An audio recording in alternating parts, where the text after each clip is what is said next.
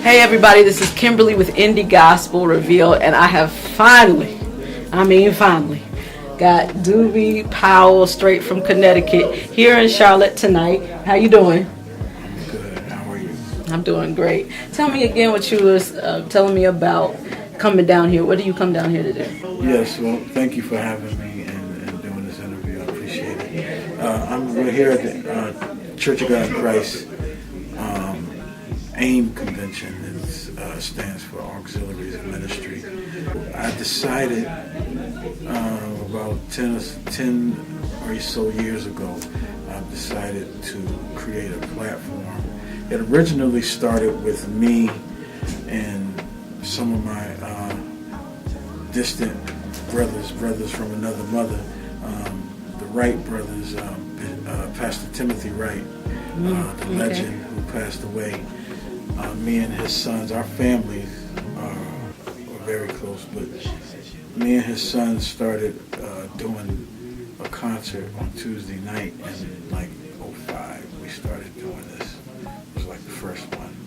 And so over the years, I've just kept it going and just kept doing it. And it's become something that, people like to come to, I guess, through,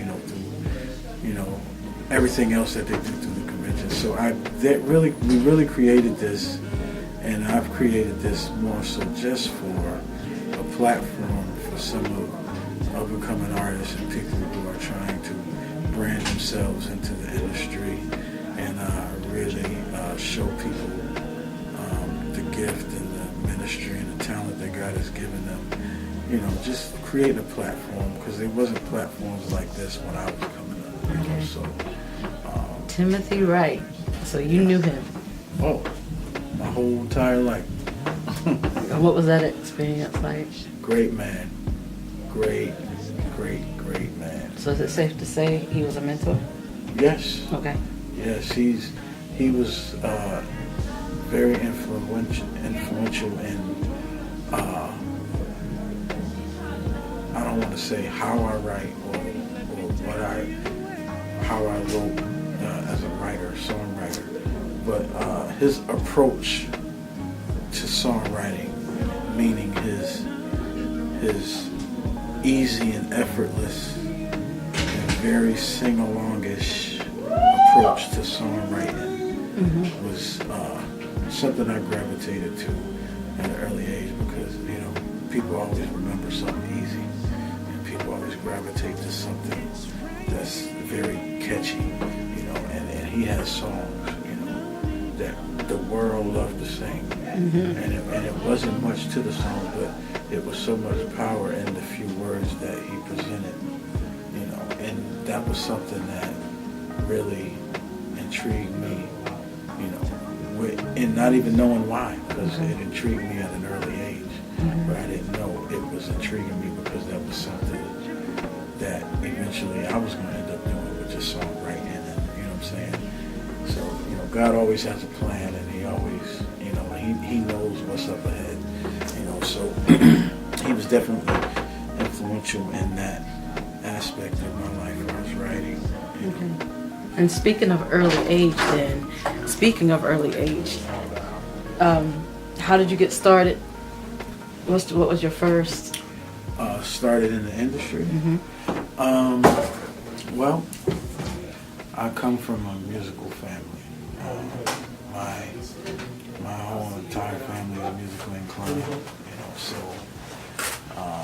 It was embedded in me at an early age, music.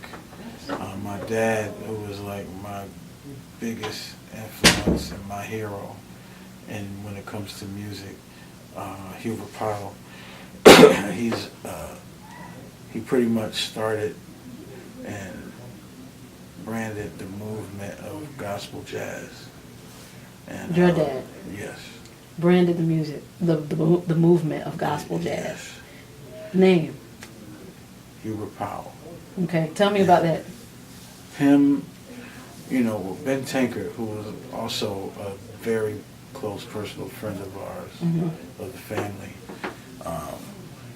pretty much kind of got into that because of my dad. The story may not always be told that way, but that's really how it kind of happened. And my dad was, influential in him starting it. Yeah. We're still moving, y'all.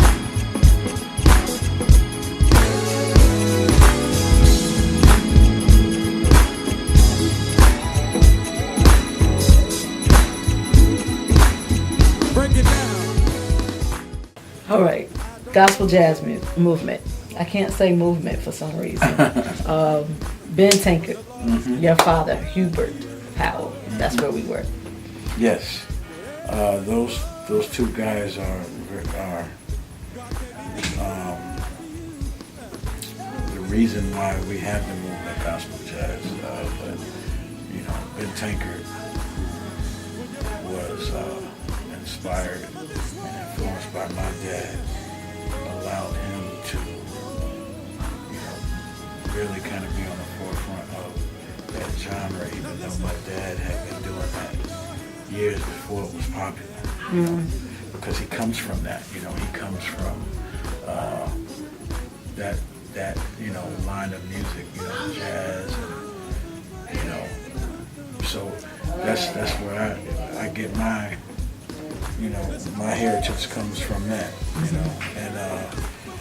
so my dad was doing that for a long time, and then he just, while pastoring a church, and after so many years of doing it, he just kind of stayed, even though he still does music even to this day, he's still creating, and a lot of my inspiration comes from him. What was some of those first songs that you heard Dad do coming up?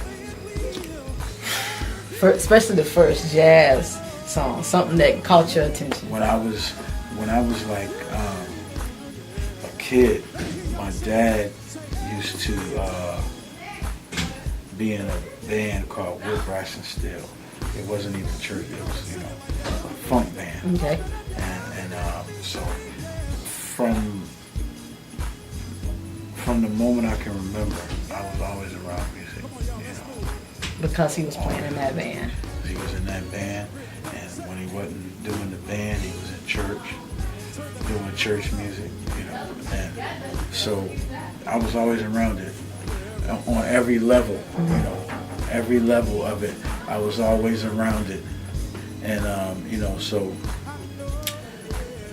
I just feel like that's something that we need more of in the music industry.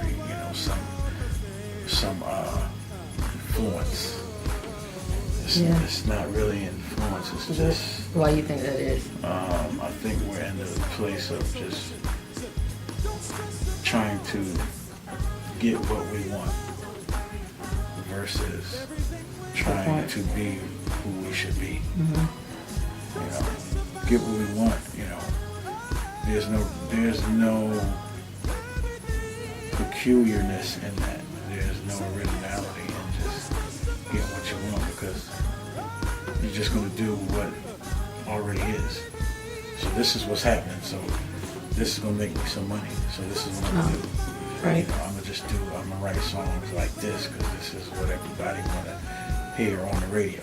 Versus being who you are. And if that's different than what's on the radio, being comfortable with that. That's interesting, because I was just talking about that with one of my mentors back home, my piano teacher. And we were talking about what if it's hard to get the original music, your genre of music, on Billboard and on mainstream, you know, what are we going to do to change that?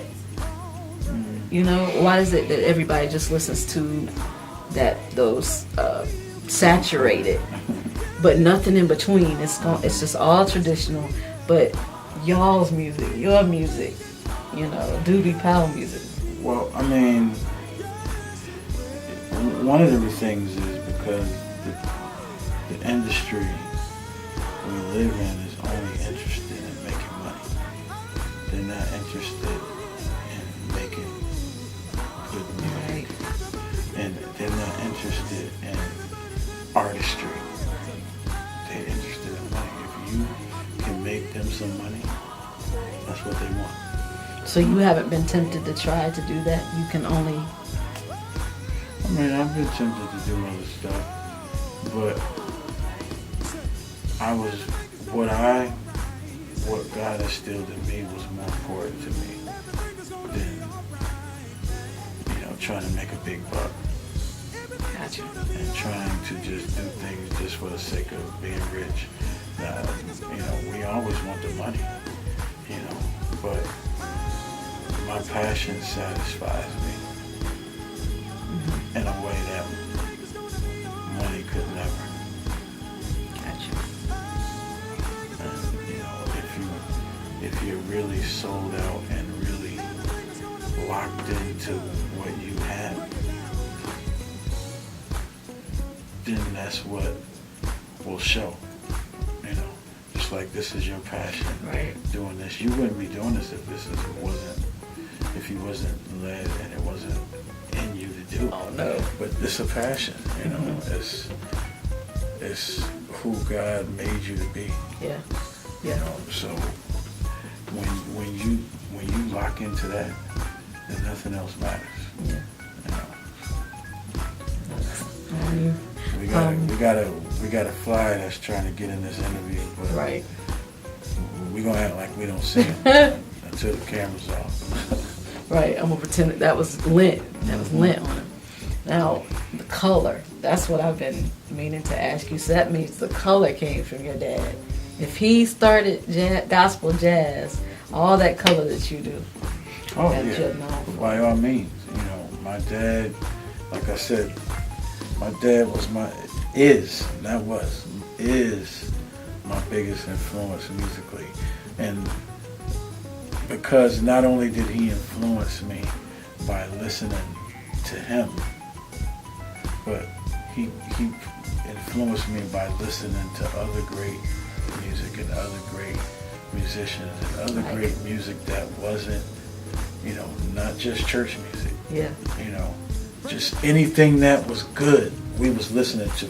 You know, any type of music, you know, it could be funk, it could be jazz, it could be pop, it could be, you know, straight ahead, it could be folk, it could be, you know, classical, it could be anything that triggered our antennas musically. It was like, that's what we was listening to. Mm-hmm.